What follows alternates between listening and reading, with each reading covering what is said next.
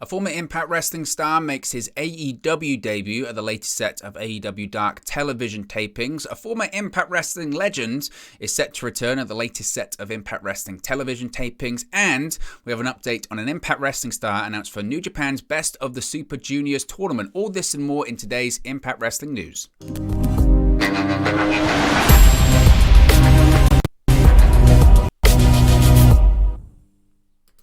Hey guys, welcome back to Wrestle News 365. Hope everyone is doing very well. As always, there are plenty of news stories to get into in the world of Impact Wrestling. And before we start, a little bit of announcements. Super thanks are now available here on the channel. So if you do want to contribute to the channel or you do enjoy these videos, you can contribute by clicking the thanks button. It's very much appreciated. But let's get straight into the news. We're going to start off talking about AEW. I know Impact Wrestling news, you said, Owen, why are we going into AEW news? Because it involves a former Impact Wrestling talent that has recently departed the company. That being Jake something. Now, it was reported previously that Impact Wrestling star, or former Impact Wrestling star, Jake something, was going to be showing up in All Elite Wrestling soon. A new report from Fightful, Sean Ross Sapp reported that something was booked to compete at the AEW Dark television tapings this past weekend. Now, that was the plan as of mid-April, unless something, happened unexpected. He was going to be there and he was going to be on a future episode of AEW Dark. Of course, something is best known for his time in Impact Wrestling, where he's been for the last several years. He did leave the company on good terms on March 5th. After working a short-term extension to his contract to compete at Sacrifice. And then obviously these TV tapings took place last night, and as you can see right there, something did indeed appear. Now, he left Impact Wrestling recently. He lost a match to Jay Lethal at the television tapings. As I mentioned, it was reported back in March that something had finished with Impact following the Sacrifice event, where he lost an X Division Championship match against then-champion Trey Miguel. It wasn't, I suppose when I saw this, was I surprised? If I cast my mind back, and I may be, forgetting, apologies, I do several videos on several channels, so you kind of forget what you do say sometimes. That is something that I've realized on doing this. It's when you do so much, you just forget what you say. I'm not totally surprised with this one, it must be said. Leon Ruff, former NXT North American champion, appeared at the TV tapings as well. I was maybe more surprised with that one because he would be a guy that AEW would pick up, but he doesn't, to me, seem like a guy of, I could see him being on Dynamite and Rampage, just because those shows are so crowded. That roster is just so packed that I'd struggle to see how Leon Ruff sort of stands out of the pack on that one. In comparison, you've got someone like Jake something.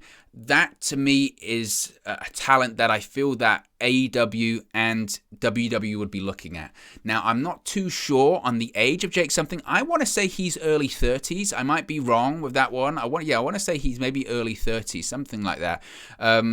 So again, he's still relatively young. He's still in the early years, shall we say, of his career, and he has the size, he has the look, he has the in-ring work that I think WWE would be looking for, and I'm sure AEW would be looking for. Look, I think you have someone that's becoming a big star on AEW television like Wardlow right now, and I don't see much of a difference between someone like Wardlow and someone like Jake something. I really don't. I think that Jake something, if you're familiar with his work, and those watching this video being Impact Wrestling fans will be, his work's great. His match against Trey Miguel was great, and I really did truly feel that if he had stuck around in Impact Wrestling, it wouldn't be a million years before he would be in that Impact World Championship picture, because again, I just think that he has that look of a star. So I'm not surprised to see him appearing at the AEW Dark television tapings. By no means does this mean that he has signed a contract with AEW. These Dark TV tapings are sometimes like almost tryouts. If they get a good reaction, if they have a good match, if they generate some buzz on social media, it can lead to other things. We saw people like former Impact Wrestling star Kiera Hogan, right? She started an AEW Dark television taping, and then eventually she worked her way onto Rampage, and now she's part of the stable, the faction with Jade Cargill. So I wouldn't be shocked, honestly, if we see Jake something on a premier AEW show in the future, like a Dynamite, like a Rampage, because pun intended, there is definitely something to him. And there's definitely, if you're Tony Khan or your people in AEW, if I was Tony Khan and I was someone within power in AEW, I'd be looking at this guy and say, we can do something. This guy stands out from the crowd. He's a big guy. He can work. Does he need to improve on his promos? Who doesn't nowadays in professional wrestling? But we can make money with him. So I always felt that, one, he would do fine when he left Impact Wrestling, and I think that, the big companies would be interested in him, and it would appear so. So it'll be interesting to see how the match goes, how it plays across, of course, on television, and it will be interesting to see if he makes any future AEW appearances. Like I said, I think that he will, but also, as we spoke about before, Impact Wrestling, reportedly, he left Impact on good terms, which basically means it was probably a financial situation whereby his contract was coming up. He said, I feel like I've proved myself. I want this. Impact said, we can't afford that, or we don't want to give you that. Okay, go away, get yourself over, come back, we can pay you that money. That's the situation, really. So I'm excited to see Jake something in AEW on this show. Will it lead to future stuff? We'll have to wait and see. But again, not totally shocked by that one, it must be said. Let's talk about Shark Boy. Yes, this is a throwback to the TNA days, isn't it? Shark Boy is coming back to Impact Wrestling. Shark Boy is making his return to Impact Wrestling at the next set of television tapings in Kentucky. Now, Squared Circle Expo announced on Twitter on Sunday that the TNA alumnus will be returning to the Impact Zone this coming weekend at the taping in Newport. You can see the graphic that they used there. I must be said, it's not the best graphic. That does feel like a graphic or sort of limited Photoshop experience. Nevertheless, this is what Squared Circle Expo said, quote, "We are so happy to announce that with the partnership of hashtag SCX and Impact Wrestling, we are bringing Impact Original Shark Boy back to the Impact Zone May 7 and May 8. Impact will be filming live events for Access TV and Impact Plus in Newport, Kentucky." So always great to see Shark Boy. Like I said, Impact Original, from the days where he was just doing the Shark Boy gimmick, and it was just a weird gimmick. Obviously, I think the best memory I have of Shark Boy is when they turned him into basically Stone Cold Steve Austin. It was a Vince Russo era where Impact, or TNA at the time, did kind of become Impact Light. But look, it must be said, and you always have to talk about this when you talk about Impact back in that day. Was some of the writing bad? Yes. Of course it was. It's Vince Russo television. Was some of the writing good though? Yeah, it was. There was some fun stuff on Impact at the time, and they had such a great roster, right? And we're talking here sort of 2006, 2007, 2008. I think Shark Boy did the whole Stone Cold Steve Austin thing, and maybe 07 or 08. I think it's around that period of time. He started teaming up with Curry. Was it Curry Man and all that kind of stuff? And the gimmick was that he had been put into a coma, I believe, and he was in this hospital bed. I want to say was that like an aquarium or something like that. It was ridiculous. It was over the top. And he came out of the coma and basically just started talking like Stone Cold Steve Austin. And he would say, "Give me a shower, yeah." He would hit the Shark Boy Stunner. His Stone Cold impression was very good. After each match, instead of doing the beer bash, he would be drinking clam juice and all that kind of. It was fun for what it was, and it kind of breathed new life into this gimmick that was just a ridiculous gimmick. And I can almost understand the logic behind doing that, because it's a case of this gimmick is ridiculous anyway. So why don't we make it even more ridiculous, right? Because those people that I guess at the time would complain, "Oh, this is so stupid." The character's called Shark Boy. He's dressed up like a shark. So why not? Why not turn him into a version of Stone Cold Steve Austin?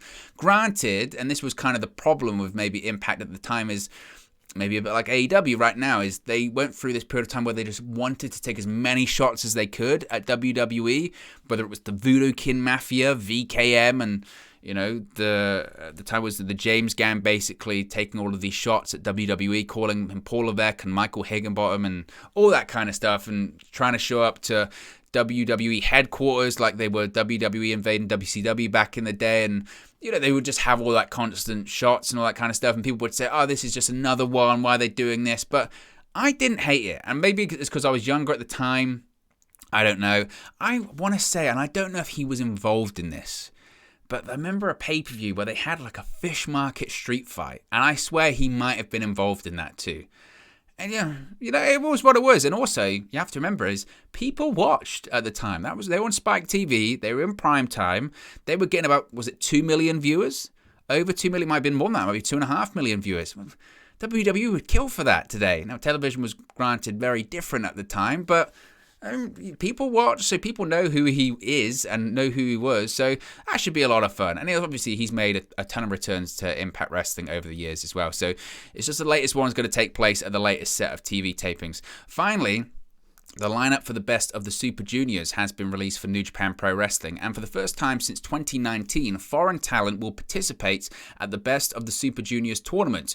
New Japan Pro Wrestling revealed the Best of the Super Juniors 29 lineup during the recent event for New Japan, and it was announced that All Elite Wrestling's Wheeler Yuta, of course, is also the Ring of Honor Pure Champion, and Impact Wrestling's X Division Champion Ace Austin will participate in the tournament. Now, other surprising names included in the lineup were TJP, Clark Connors, Alex Zane, who of course is an independent star, former WWE 205 Live star. El Lindemann is also in there as well. So you can see there the A block and the B block. Again, I'm not the biggest expert when it comes to New Japan Pro Wrestling. I'm not going to lie and say that I am.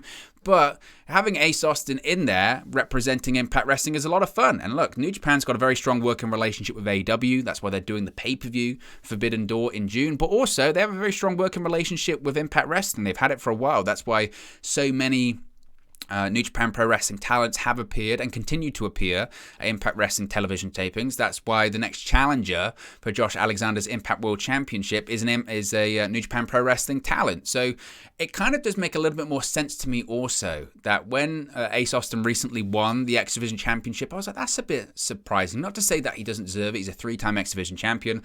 If you've watched any videos I've done on Impact Wrestling, you'll know that I'm a big fan of him, and I do think he can be a future world champion. I think he's tremendous, and he recently signed a new contract with Impact Wrestling. That all kind of makes sense now, doesn't it? He signed a new deal, becomes X Division champion. Why did he become the X Division champion? Because probably he said, as part of this contract negotiations, I want to do dates with New Japan. They said, fine.